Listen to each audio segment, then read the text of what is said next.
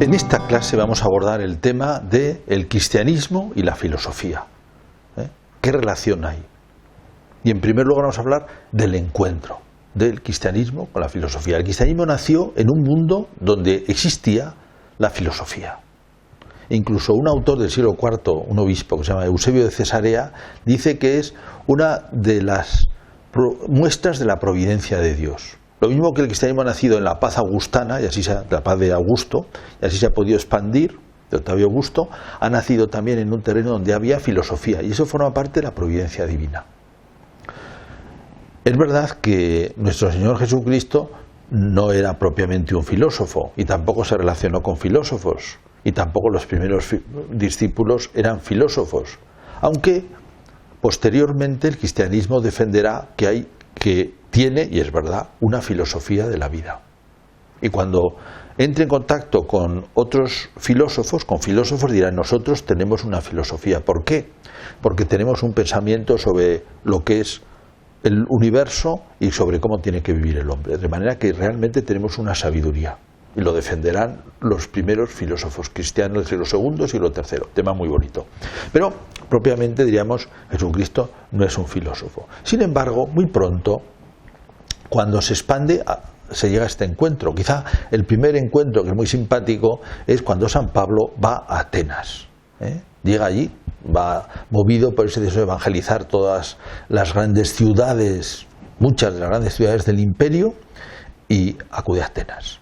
Y entonces en Atenas, al oír que habla de alguna cosa extraña, le llevan al Areópago. Es muy divertido porque aparece contado en el capítulo 17 de los Hechos de los Apóstoles.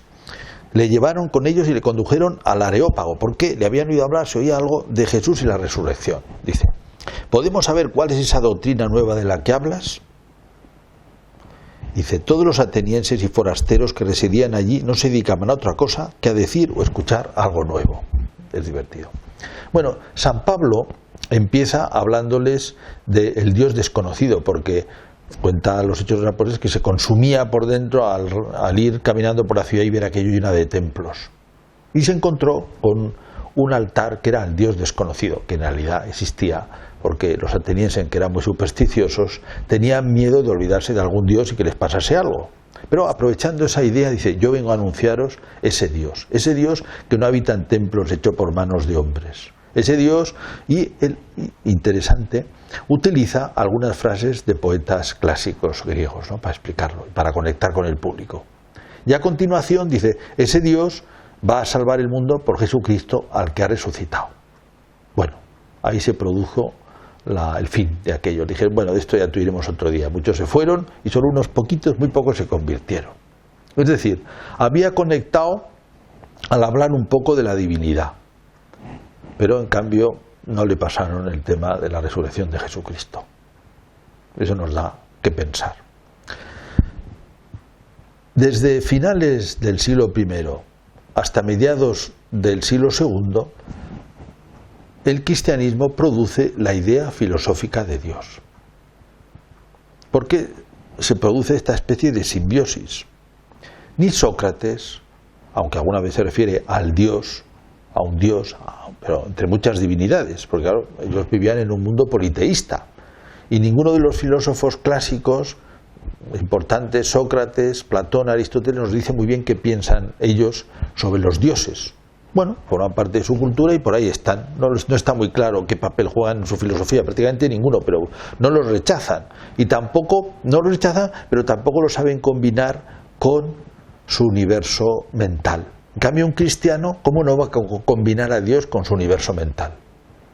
En cuanto yo hablo en un cristiano de que hay un principio del mundo, dice: el principio es Dios. El Dios que aparece en la Biblia, que es un Dios creador, que es un Dios, por supuesto, libre, personal, que actúa, que se ha revelado, y que su Hijo es Jesucristo. Todo eso dice. De tal manera que algunas de las ideas de Platón o de Aristóteles, también de los estoicos, que hay un alma en el mundo. Bueno, si hay un alma en el mundo, esto se está refiriendo a lo que mueve el mundo, eso al final es Dios. Y si hay un primer principio, eso tiene que ser Dios. Y si, como dice Platón, hay una idea de bien, que es la que mueve todo, eso es Dios. Y si, como dice Aristóteles, hay un motor inmóvil que es la causa de que todas las cosas se muevan, eso es Dios. Claro, en Aristóteles no era Dios, es simplemente pues la estructura del mundo. Incluso puede decirse que ese motor inmóvil era impersonal. Y luego, en un curioso diálogo de Platón, que se llama el Timeo, aparece un demiurgo, que es con las ideas, el mundo de las ideas, configura el mundo. Eso no es exactamente la creación, pero un cristiano al leer eso, los cristianos ven la creación.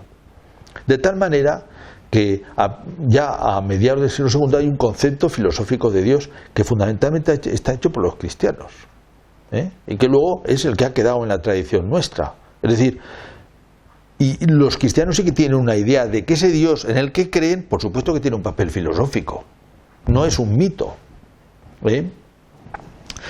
El lenguaje religioso es normal que utilice en todas partes, en todas las religiones, en todas las culturas, utiliza símbolos porque trata de cosas muy difíciles y entonces se expresa de una manera simbólica, es normal. También el lenguaje cristiano está lleno de símbolos y el lenguaje de la Biblia está lleno de símbolos y juegan un papel.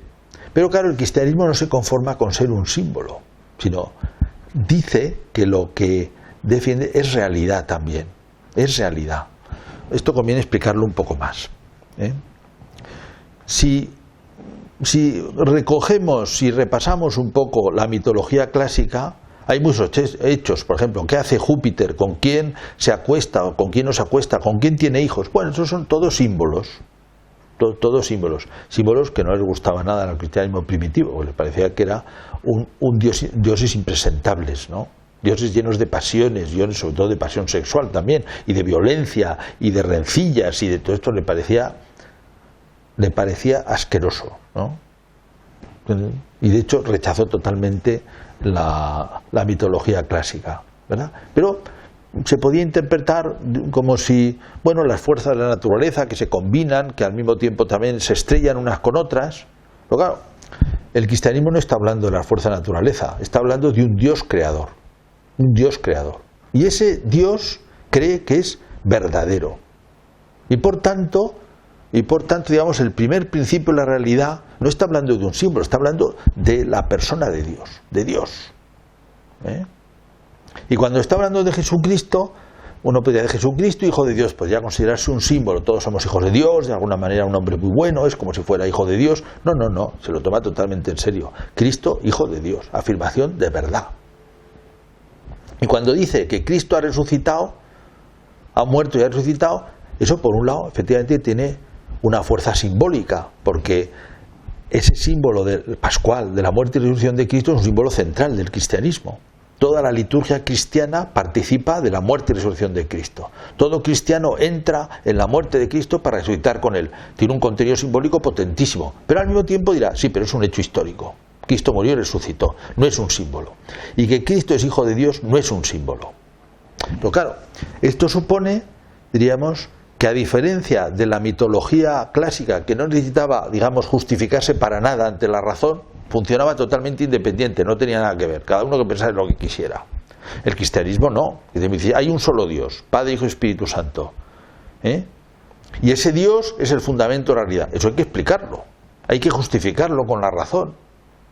Y luego, ese único Dios, digamos, lo primero que se hace es la idea filosófica de Dios. ¿Cómo es posible que tenga un hijo? ¿Cómo es posible que el primer principio de la realidad tenga un hijo? Aristóteles, por supuesto, no se había planteado nunca que el motor inmóvil tuviera un hijo. Pero el cristianismo sí, Dios tiene un hijo, porque cree que el hijo es verdaderamente hijo. Y eso da lugar a la doctrina de la Trinidad. Nosotros creemos Padre, Hijo y Espíritu Santo, pero además lo justificamos racionalmente, la teología de la Trinidad. Y luego, Jesucristo es verdaderamente Dios y hombre. Eso da lugar a lo que se llama la cristología. Es decir, el desarrollo de la teología sobre Jesucristo, donde se desarrolla teológicamente con el uso de la filosofía cómo se entiende que Cristo es auténticamente y a la vez Dios y hombre verdadero, y no un símbolo. Eso es la teología cristiana, el origen de la teología cristiana. Y ahí se ve entonces la fuerza del encuentro del cristianismo con la filosofía. El cristianismo nunca ha querido mantenerse solo en el terreno del símbolo, porque piensa que lo que dice es real, y por tanto tiene que acoplarse a las categorías de la realidad. Y eso produce el encuentro con la filosofía y el desarrollo de la teología cristiana. Una parte de la teología cristiana es esa filosofía utilizada en la fe. La fe que utiliza recursos filosóficos para expresarse. ¿Cómo entender que Dios pueda ser Padre, Hijo, Espíritu Santo? Eso es la teología. ¿Cómo entender que Jesucristo pueda ser al mismo tiempo Dios y hombre verdadero? Tener dos naturalezas. Esta misma expresión es una expresión filosófica que nace del encuentro con la filosofía. Así se ve hasta qué punto para el cristianismo ha sido importante. Y el cristianismo siempre ha usado de la filosofía, porque se mantiene en el terreno de la realidad y no en el terreno del símbolo. Bueno, en aquel primer encuentro los cristianos aprendieron muchas cosas. Tomaron mucho, sobre todo en primer lugar, de Platón, que es el autor más apreciado por la antigüedad cristiana, porque era un hombre que tenía realmente sensibilidad religiosa, mientras que otros autores, Aristóteles señaladamente, se les resultan demasiado materialistas, como si no tuvieran un pensamiento demasiado materialista. Y entonces ellos aprecian cercanías y distancias con la filosofía clásica. De luego con la religión no quieren saber nada. Con la filosofía admiran ese talante de intentar vivir por encima de las pasiones, aunque a veces les llama un poco la atención el componente de orgullo que tiene eso, ¿no? O como de autoafirmación. Esto no les gusta a los cristianos, que piensan que una persona debe ser siempre humilde, pero la humildad es una virtud cristiana, no es una virtud clásica. Todos aquellos hombres querían ser también grandes personalidades y querían, de alguna manera, vamos a decir un poco ingenuamente, estar orgullosos de sí mismos y de hacer una demostración de grandeza, ¿no? Bueno, que tiene una cierta nobleza, también no lo vamos a negar, pero para un cristiano se le hace raro, porque el ejemplo es Jesucristo, ¿no? Y es verdad que tenemos que estar por encima de las pasiones, pero no por un motivo simplemente de dignidad personal, Pero les hacía un poco extraño esto también. Bueno, también en aquel encuentro con la filosofía encuentran filósofos que son rabiosamente anticristianos. Eso pasa con Celso, por ejemplo, en el siglo II. Hay un famoso libro de un gran pensador cristiano, Orígenes, contra Celso. Celso se burlaba de las creencias cristianas y eso lo obliga a Celso precisamente a justificar en el terreno de la razón las creencias cristianas. Es decir, el cristianismo ha utilizado la filosofía para explicarse, ha utilizado para defenderse, ha utilizado en cierta manera para estar en el terreno de la realidad, de la seguridad de la realidad y no del mito y no de la... O sea que realmente ha ocupado la filosofía en el pensamiento cristiano, la tradición cristiana, un lugar muy importante.